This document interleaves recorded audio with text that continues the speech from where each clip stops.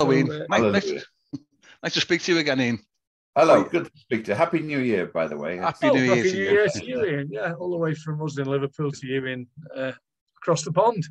Yeah. So the other terminal for the Titanic, I tell people. That's fair enough. Yeah. Belfast to New York. How's life in New York, Ian?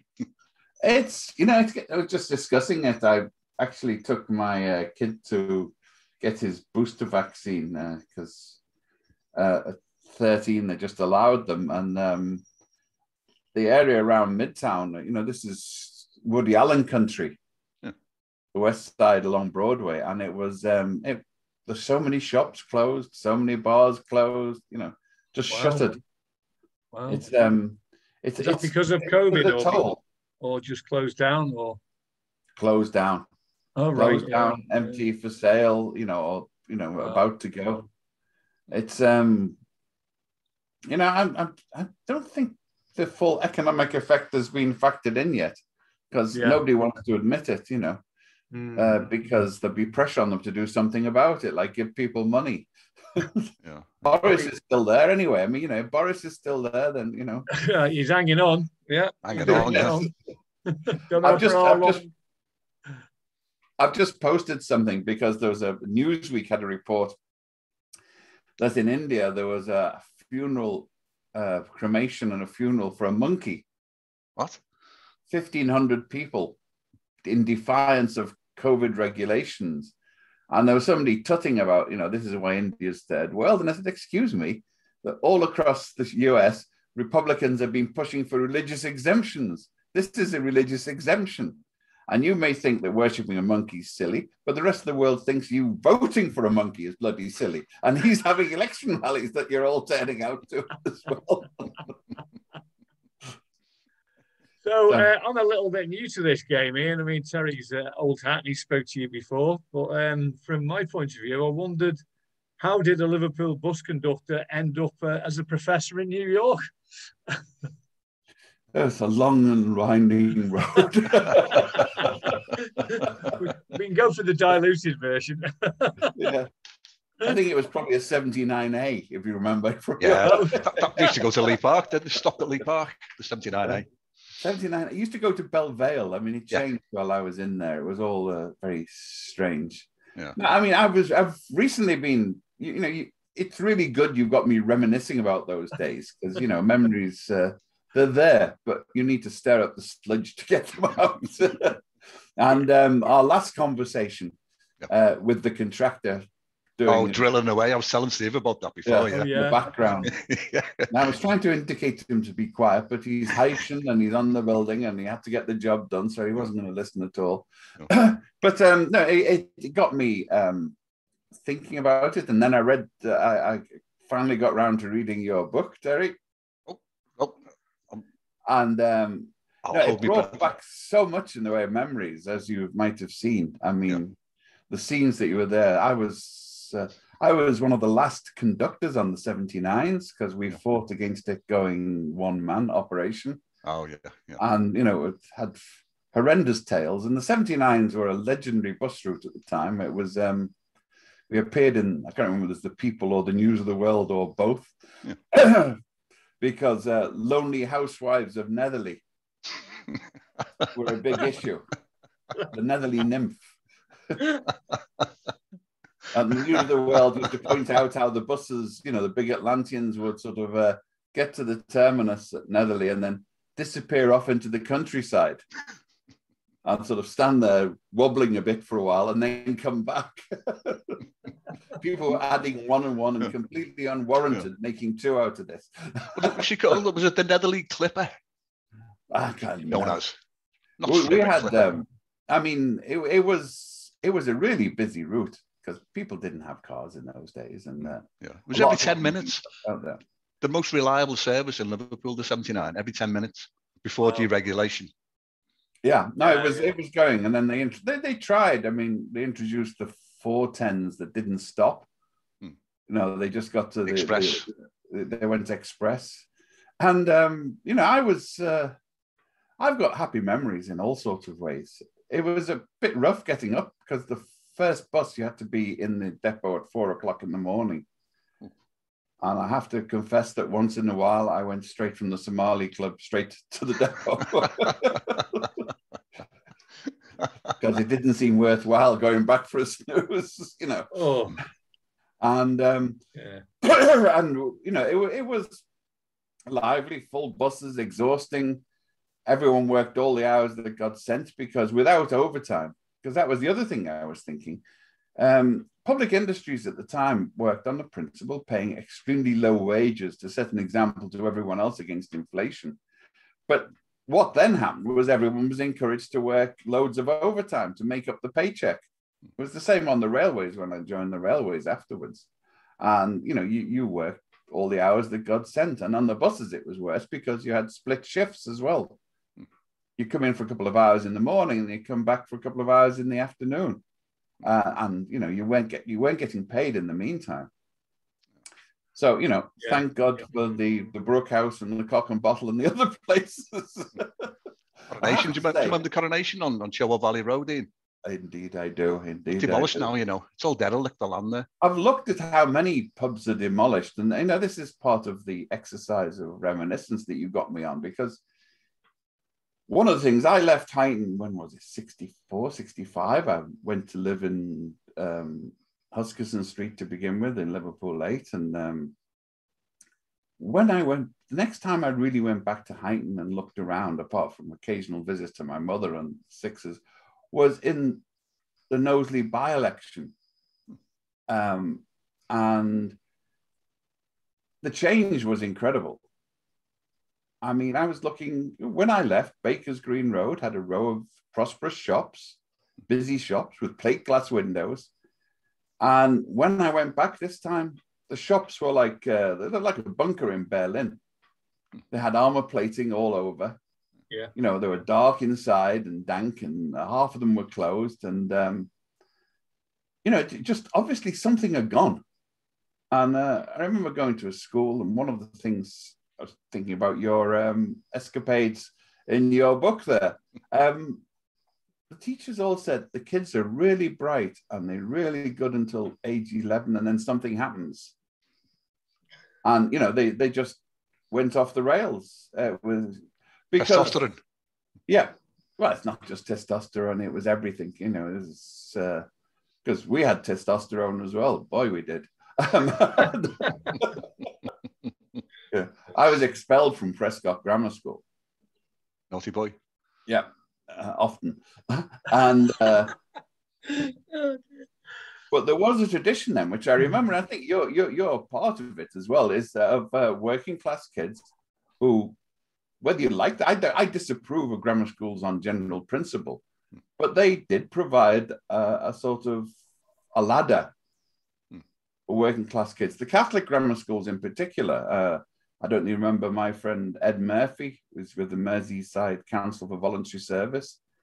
And, well, you know, they got educated. We had Andrew Sullivan, as far as I remember, the columnist and writer in New York was that.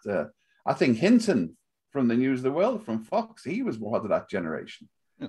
So, you know, if you survived and you got there, you were fine. The problem was the ones who were left behind. Which even then I thought, because, you know, I was thinking when I went from Longview Junior School to Prescott, all the people were left behind. And it was quite clear that all the educational effort was dedicated to that top 25%. And then you got to the grammar school and they devoted it to one half of those. And, you know, people were getting shed all the way and nobody seemed to care about them. And that was the type of society that was around, because it was the last gasp of apprentices and you know, trades where people would be very happy. You know, you get a trade as a motor mechanic or, you know, an engineer, a ship's engineer, and that was it. It was gone. By the time I left, all my friends who had been ship's engineers were bouncers in nightclubs and things like that. And, you know, their engineering was limited to repairing the Hoodmobiles, the Mercedes they got. You know, the BMWs, the boomers, you know, they could repair a boomer just like they could repair a ship's engine, but there were no ships left, so they were stuck with the boomers. Yeah. You know, I feel nostalgic at the time, because one of the things I'm working on at the moment is a sort of semi-memoir, and it's the realization I was one of the first kids born. We were born on a council estate because the home spread had been bombed out around Edge Lane, Denning Road. So we were shipped out to Huyton and we were brought up there, and it was the beginning. We had the National Health Service. I was one of the first kids born in Whiston Hospital on the National Health Service. We had, we had pretty good schools. They worked, and they produced results, and the teachers cared, and we had councils that looked after people. We had public transport that was there to transport people rather than to make profit for private companies. All of this is gone. I mean, it's the past is another country. They say, well, this one you really couldn't even get a passport for anymore. Yeah. It's all gone. You explain to people that the whole point of it was you ran these as a public service. And we say, well, who do we contract it to? No, you ran it as a public service, and then you worked out the bill and how it was going to get paid for afterwards. It's a whole era that's disappeared, and the National Health Service is on its last gasps. It depends on whether you can get Boris's hands off its throat to see whether it survives. And then I've come here to the US, of course, and you see what it would have been like without. It's red in tooth and claw. Ian, you had a terrible experience, and you were luckily enough you had the private health insurance. Are you fully recovered yet? Not completely, but my torso looks like a sort of Jackson Pollock action painting where somebody's used a razor instead of a paintbrush. Oh no, I had that was fully covered, because one of the things about America is if you survive to retirement age, it's Ollie Oxen home free. It's a relief. It's up till then you'll get bankrupt, but even then, there's no guarantees. The bills that keep coming in, I think I've shelled out 5,000-10,000 in the last year on insurance or paying back for the care that you had. No, prescriptions, co-pays. As the system works, you go into the hospital if they take your insurance, and then you go in and you find that there's a full team. You've ticked your insurance in good faith, and then the anaesthetist didn't take your plan. I said, well, you didn't tell me. I said, well, you were on the operating table. I said, precisely. So no one asked my consent. You can go and tell her to piss off. Yeah. And they tried to come back and charge you, hundreds, thousands of dollars for these uninsured costs. New York State has just made that illegal, but most of the country, medical insurance is the biggest bill. It bankrupts people. Most bankruptcies come from it. And people have to sell their homes, and they're ruthless, the hospitals, by the way. They came after me because I had 2 stays in hospital, and apparently my share of the bill was $3,500 each. Yeah. And I said, well, look, the second one I'm not going to pay because it was your fault. I had to come back. Yeah. And the first one, I haven't got any money, so go whistle. And they suddenly discovered, of course, that they get tax exemption on the grounds they're a charitable institution, so they have to give me charity care, which they did. But even with all of that, I mean, just the prescriptions, and every time I go to see a doctor, it's $50 for a normal doctor, $100 for a specialist, whatever. And, it really adds up because they keep ordering tests, and you think, well, am I going to die or walk away from it? And having died twice on the operating table, it's not an experience I really want to, I'm not keeping track on the 9 lives, but I'm sure I'm way into them. Yeah. I suppose they're in it. They don't care how many tests they give you, because at the end of the day, they're just getting, it's another bill to them. And, but to you, you've got to think about, do I have to have this test because I've got to pay for it? And you're thinking about your life all the time, and it's all about money, isn't it? Whereas we've still got the NHS. We don't really need to think too much about it, which is a blessing for us. But you don't know how much of a relief it is. People, and the stress is constant for people. I mean, it makes me very road safety conscious. I'm always very careful before crossing the road. There's no telling. Oh dear. Hit by the banks or the bus, your choice, your choice.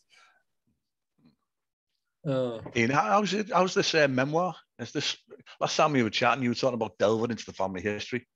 Is that your current work in progress? Is it what you're writing? I've also been doing some research on the stuff I wrote because I'd almost forgotten them. I just actually got a file for the stuff I'd written for The Guardian, and I've been writing for The Guardian from when I think 1980 something was the first time. And I got to say, I'm really pleased. I was right over and over again. I was writing about the Balkans. I was writing about the Middle East. And, 90% of what I said came to pass. And they were, and who the bad guys were and who the good guys were. And it worked fairly consistently. It was good to see them. And I wrote well, probably better than I can now. I'm too jaded and tired after all this time.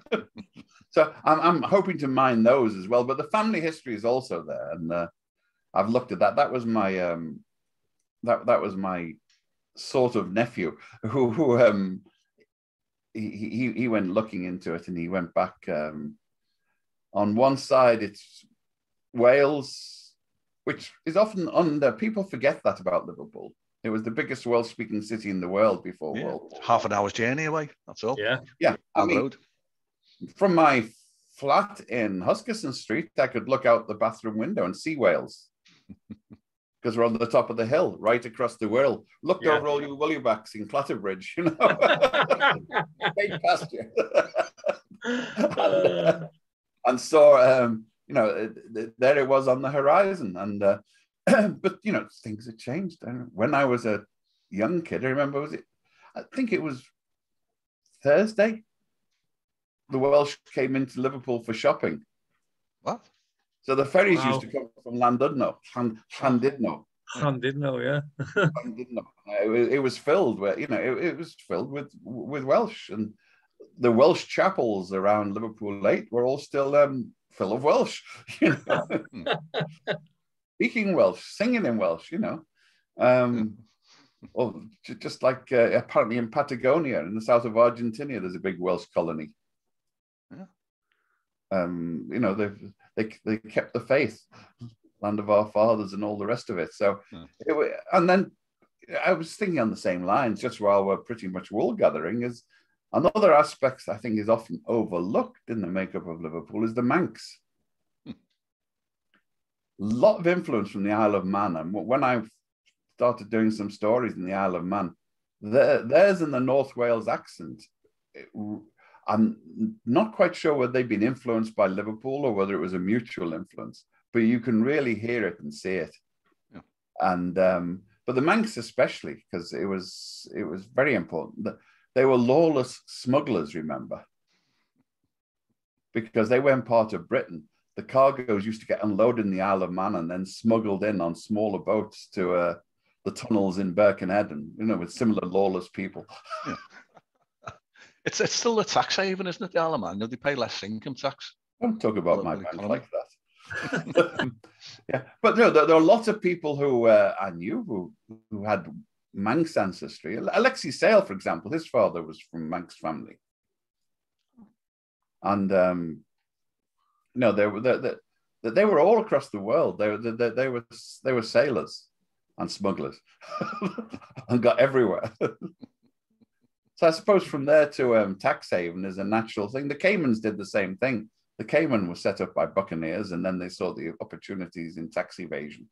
I like the story about the pirates looking for his buccaneers. They were on his Buckenhead. I'll get my coat. Yeah, I was going to say, Terry, get your coat. So why did you leave Liverpool, Terry? Sorry, Terry. Ian, why did you leave Liverpool? Was this something to do with the militants and Derek Hatton, perhaps, or? Well, it was a mixture. I was combat fatigued because I was a prominent opponent of Derek Hatton and in particular, and militant in general under his influence, because I quite liked them as individuals, apart from him. And he was, and I don't want to get you liable, but some people suggested he was a thug and a bully. And some people still do. And certainly a character. Yeah. Yeah. And no, I mean, we won in the end. And it was a diversion because from what was going on, because we had Margaret Thatcher on the other side. And I persuaded Peter Kilfoyle to come in. He'd just come back from Australia and was horrified by what was going down.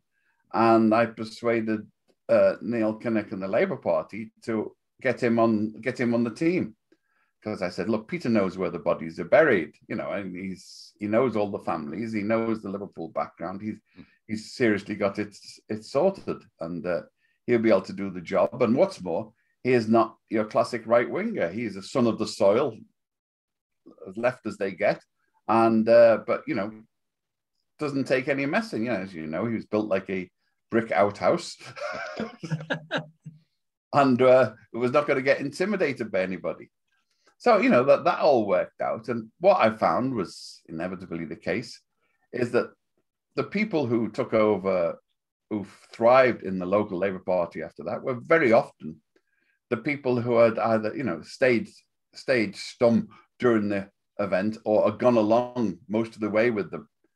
So they re-emerged. And, you know, it was quite obvious that people like that never forgive people like me, the premature anti-fascists and the premature anti-Hattonistas. So, and then my girlfriend, who's Palestinian, was offered a job with the UN in New York. And she told me she turned it down because, you know, she didn't think I would go. And I felt very guilty then, because for a Palestinian, a job with the UN is the equivalent of a job with the government anywhere else in the third world, you know. Yeah. So I really felt I was deserting her and her family. And I said, well, look, yes, I'll go along and I'll go to New York with you and give it a try. She's in London now. I'm still here. Oh, yeah. I get the impression you still miss Liverpool, though. You've obviously got a lot of affection for it. Oh no, I'm very proud. It's my identity. You know, it's one of those. I've written about nationalism and identity, and you know, most of us, it's what you could call a Venn diagram, where we're all in different spaces. Like, you know, I consider myself Welsh to some extent, Liverpool definitely, British, sure. You know, got affinities to the Scots. My ancestry from the other side was Swedish, but you know, Swedes don't need my help. And you know, I sort of think most of us have multiple identities, and we just emphasize them in different circumstances. So you know, one of the things I discovered when I got to New York was a friend of mine. He was a black GI who'd gone AWOL during the Vietnam War, and he'd opened the publishers in Hackney in London. Yeah. And when he came back to New York, we're discussing this, and he said, how come you seem so comfortable in New York? And I said, well, look, back home in Liverpool, they had the faintest hint of a Scouse accent. But back home in London, they had the faintest hint of a Scouse accent, and they locked up their wallets and their door. Yeah, that's true. That's about right. Yeah. And you're black, but in Hackney, they didn't see black. They had the American accent.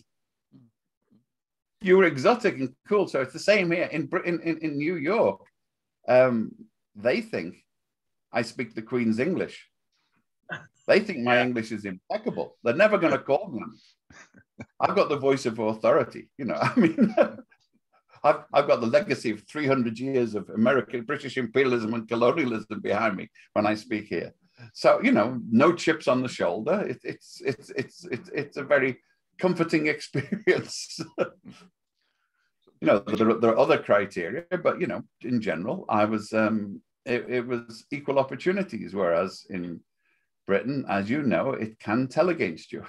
Yes, definitely. Yeah. Mm. Did you quickly settle down, and did you get a job straight away in New York, Ian? Well, as a journalist, I've been freelance since 1983. Yeah. Commissioned? Well, yeah, I got lots of commissions, and I was doing very well in Liverpool by the time I left. I was writing for the Telegraph, the Guardian, occasionally the Financial Times. I was writing for Private Eye, and loads of other things. I mean, I got the Liverpool Press Club Award for byline media. And when I got the centerfold in the Baptist Times.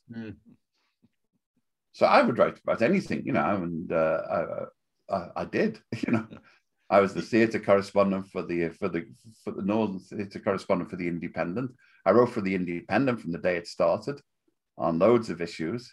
And I was making quite a good living. So actually, when I went to New York, I suffered to begin with because, you know, I discovered that everybody's favorite hyphenated son and daughter was the New York correspondent.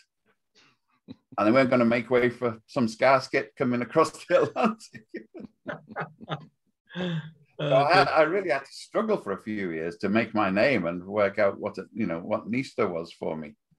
I did a few pieces for the Liverpool Echo, in fact, but what they paid barely, you know, it wouldn't cover the cost of the phone call to get the commission, basically. Yeah, so Penthouse and Hustler pay more.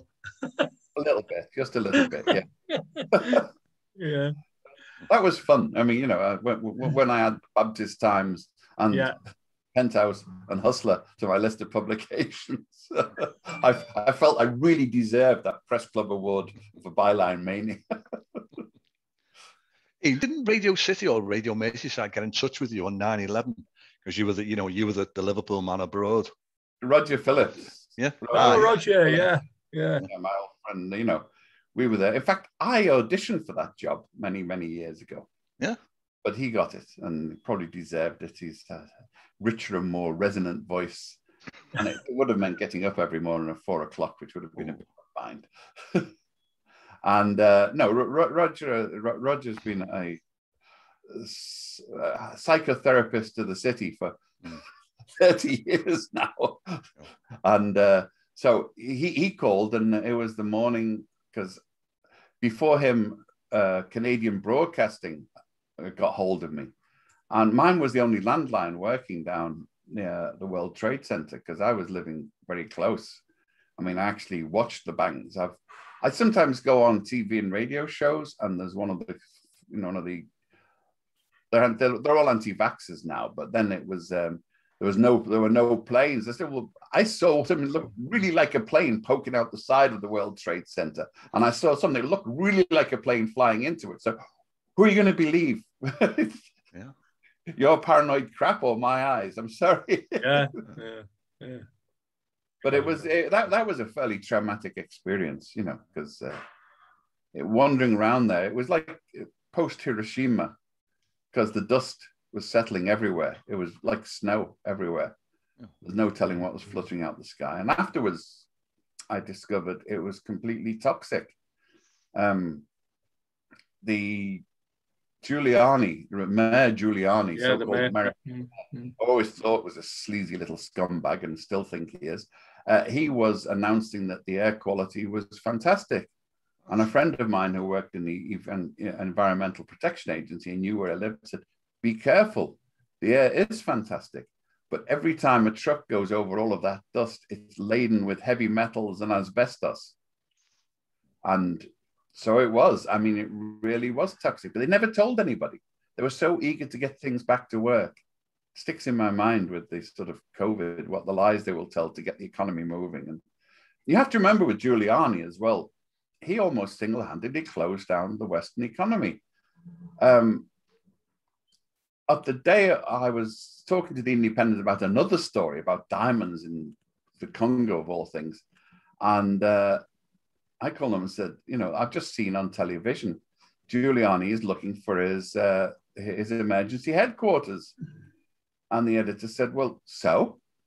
I said, well, I know where it is. I can help him. He said, what do you mean? I said, it's where he put it on the 15th floor, the 7th floor of the 15th floor of number 7 World Trade Center, where he put it right next to a known terrorist target, put in 15,000 gallons of diesel to fuel the generator, and had other emergency tanks in there. And that caught fire. the building collapsed. And where did it collapse?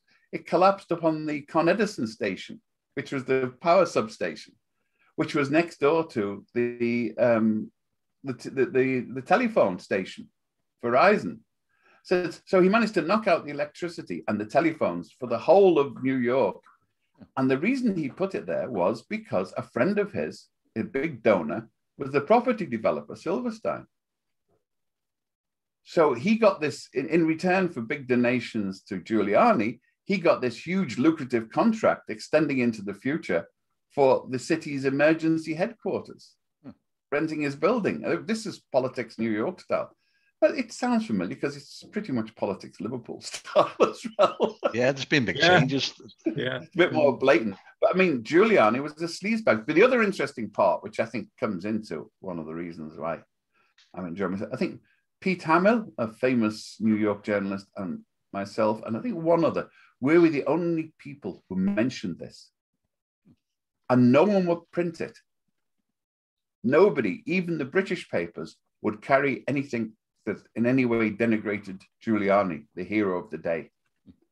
And it gave me a real feeling of that, 1984 style inner censorship about thought crime. And it was thought crime to suggest that Giuliani was in any way, anything other than a saint. Even with concrete details like this, catastrophic details. So he was getting all these accolades when he'd actually caused a lot of the problems he was then called upon to solve. They were interesting times. What is it? He who controls the past controls the future. Yes. That's the line. Yeah. But also, those who control the present determine the future's record of it as well. True enough. On a lighter note, I was interested to read. About that was heavy, was it? No, just saying. On a lighter note, though, I was interested to read your piece about a drinking contest with Chairman Mao, or Chairman Mao's wife, was it, or his missus? What was it? What's all that about then? Chu Enlai was the prime minister, and Chang Ching, Madam Mao, was his wife. Yeah, and well, I was a teenage Maoist. That'll be what my memoirs will be called. Right. There were a group of us. Alexei Sayle was with us as well. And, we got together during the Vietnam War and we campaigned and because China looked like, at the time, it seemed like a reasonable alternative to the Soviet Union. They did things differently. I've since discovered this wasn't true. They were doing exactly the same things, but they're doing them in Chinese, so we never noticed. And I was invited as a part of a delegation of British revolutionaries to go to Beijing, and we were there for about a month, I think it was. And New Year's Eve, we met Chu and I several times, but New Year's Eve, they invited us for a banquet, and we were drinking, and the Chinese liquor, Mao Tai, I think it's 125 proof. Wow. I was not surprised when China got a satellite into space. I tasted the fuel. And, and Chu and I cheated. He only pretended. He took a sip out of it and then put it down, but insisted the rest of us had to bottoms up kanpai in Chinese. You're supposed to knock the lot back. So, hey, excuse me, we were all seasoned drinkers. I've been drinking since I was 12 or 13. So, it's our livers were cast iron. And, we're discussing the state of the world with them. The really dangerous bit was with Chang Ching because, this woman was, she decided that the two great English proletarian novels were Hard Times by Charles Dickens, and I've forgotten what the other one was. I can check it out. And I could see where that one worked, but Hard Times, the hero is Stephen Blackpool, who's a scab, a strike breaker. And Dickens is praising him for his courage. So I sort of demurred at this one. Nobody ever demurred at Madame Mao. She had a complete stranglehold on Chinese art and culture. There were just 12 Beijing operas that were allowed to be produced. There was no other entertainment at all. So when I said this, I sort of looked at everybody else, and they were all sort of edging away from me. So the thunderbolt didn't make them collateral damage. No, but I let them. I carried on because with youth and stupidity and all the rest of it. And he looked at me. So she won the argument, and then she says, "You got long hair. You look like a girl," she said. Time's running away from us, Terry. We've been on 40 minutes. I think we're gonna have to wrap it up, mate. There was one other thing I did mention to Terry, and I'd really like to mention it because I've just finished reading it. It's good. Good read. Wow. Yeah. Yeah. It's actually, I've known Len for a long time, and I don't want to. Excellent. It's a very forthright and open book. He sort of tells it all with Corbyn. Warts and all, he's supportive, but recognises the faults, and he goes back. He's a little too favourable to Degsy in the sense that he doesn't say anything bad about him. But I know at the time he had his reservations because we were all in the Labour Party together. With Len at the time, he was a shop steward on the docks, and I was on the railways by then, and we were all involved. He never joined militant, but then he never joined the Communist Party either. But he recognised these were two essential quivers to arrows for the quiver of any aspirant union official. So he kept them both happy. Okay, I'm going to have a read. Yeah, it's well worth reading, and it's one of the best and most measured assessments of Jeremy Corbyn I've seen. Supportive and very damnatory about the current limp-wristed curate who's taken the position. And he was also very good on the unions as well, because, I was with the rail workers, the National Union of Rail Workers, and we were meetings. He anticipated problems. He built a strike fund for the transport in general. He built it up as a union, the same way that my former colleague Bob Crow did with the rail workers after I'd left. He got people actively involved, and because the tendency was for unions to be like insurance companies. You paid your money in every week, and you got representation if anything went wrong, and they come and if you had the need for compo, they got the union lawyers on it. But generally, it was something that you paid and didn't take an active part in, and they realized that the secret was activity. And I hadn't realized that Len had built up the transport and the Unite. That shows my age there. The Transport and General Strike Fund to such a successful extent. And worked out a serious industrial strategy. So I was very impressed with it. And it was also nice to read about the good old days in Liverpool when we were doing all of these things. I'm getting a copy. I'm going to read. Ian, the publisher, Colin Robinson, is another Woollyback from the Wirral. All right. In New York now, but he publishes it's OR Books, and he does quite a lot of interesting stuff like that. But he's from the Wirral, as he's quite proud to say. Well, he isn't really. He's a bit ashamed, I suppose I'm a Woollyback. Oh, Ian, it's been brilliant chatting to you again. Can we do it again in a couple of weeks' time? Yeah. Regular? Yeah. We'll move on. We'll get the 79s and the railways. And definitely. Oh, yes. Definitely. Yeah. Always interesting. Yeah. I know. Steve's got to run. We've got to head towards Anfield. Yeah. Yeah. So, okay. Well, look, it's been great talking to you, and it's great stirring up the sludge at the back of my brain. Brilliant. It's been great. It's always a pleasure. Actually, yeah. It's always it's been a pleasure. Yeah.